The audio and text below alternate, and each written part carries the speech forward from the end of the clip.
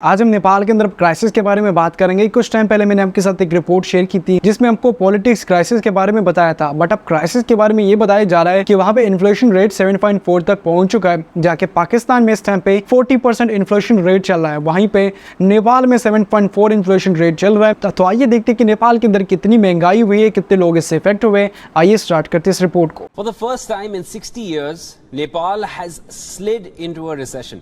People are facing the brunt of high inflation, something the government has zero control over because Nepal is import dependent. So how will the South Asian country come out of this crisis?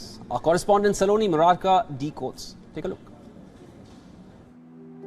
Nepal's economy is in an unprecedented downturn. Economists point at quarterly data which shows that the country has slid into recession for the first time in 60 years. People's livelihood in Nepal is largely being affected due to inflation, which is 7.4% year-on-year basis. The prices of goods, particularly essential commodities and land, are increasing at an exponential rate. We cannot ignore the high inflation rate and rising price. Earlier it was tolerable, but for the last 2 years especially, the inflation rate has skyrocketed. Due to COVID, economic activities have come down to zero. It feels like the economy is dead. Due to the Ukraine war, the price of oil has gone up, and thus there's rise in inflation. In recent years, Nepal has been hardest hit by the liquidity crisis. To raise liquidity, the banks have raised the interest rate on the deposits to as much as 12%. This saw the lending rate shoot up to 14% and even more. As a result, neither bank deposits nor investments registered the expected growth. This shop is all I have. It is difficult to describe the situation here. The banks are not giving loans for my shop and I'm paying a higher rent than before. Every year, landlords increase the rent by 10%. Even after having money in the bank, we are not getting loans.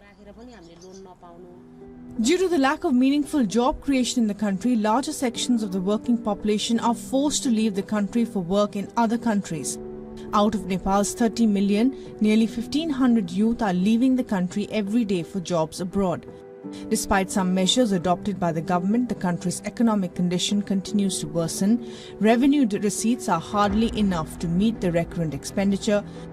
Because of not having enough investment in the country, and second is our policy, fiscal policy and monetary policy, which are very loose, and those loans actually diverted into unproductive sector, and we have increased the unproductive expenses, recurrent expenditure in budget.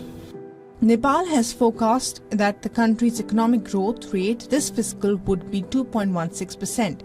Never in the known history, Nepal's economic condition has been as severe as it is today. The country's main economic indicators, foreign exchange reserves, liquidity at the banking, the financial institutions, government revenues have all shrunk up at an unprecedented level.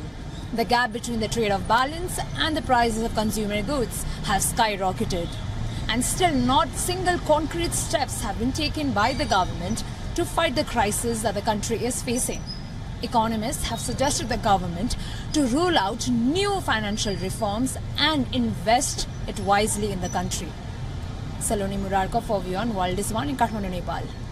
जब भी कोई नई government आती है तो उनके पास strategy नहीं होती है उस टाइम पे मुल्क को आगे या कंट्री को आगे बढ़ाने के लिए। तो वो क्या करते हैं, सबसे पहली चीज़ उनकी क्या होती है, हर चीज़ के वो प्राइसेस बढ़ा देते हैं, और बाद में जब उनको समझ आता है कि यार गलत चीज़ कर दी, तो वो फिर पीछे बैक ड्रॉप नहीं जा सकते। अगर वो पीछे चीज़ों की तरफ बैक करेंगे, रिवर्स करेंगे, तो उनकी कंट्री में काफ़ी नुकसान होंगे। जैसे कि पेट्रोल प्राइस अगर वो 200 रुपये कर दे और वो वापसी 100 रुपये लेके आएंगे, तो काफ़ी सारे पेट्रोल मालिकान को और काफ़ी सारी फैक्ट्रीज को ये प्रॉब्लम क्रिएट होगी और उनको काफ़ी नुकसान का सामना करना पड़ सकता है। जबकि इस टाइम पे पाकिस्तान में इन्फ्लेशन रेट 40% से अबव जा चुका है, नेपाल में वही इन्फ्लेशन रेट 7.4 है, और इनसे नेपाल को काफ़ी नुकसान होता है। काफ़ी डेली लोग हैं जो डेली कमाते हैं, डेली खाते हैं, और उनको काफ़ी नुकसान होता है। हर इंसान को इफेक्ट करता है, और पाकिस्तान में तो स्पेशली बहुत ज़्यादा इफेक्ट हुआ है लोग, और तकरीबन 40% की प्राइसेस इंक्रीज जाके हुई है। अगर आपने रिपोर्ट देखी, अच्छी लगी है तो वीडियो को लाइक करें, शेयर करें एंड चैनल को लाजमी सब्सक्राइब करें।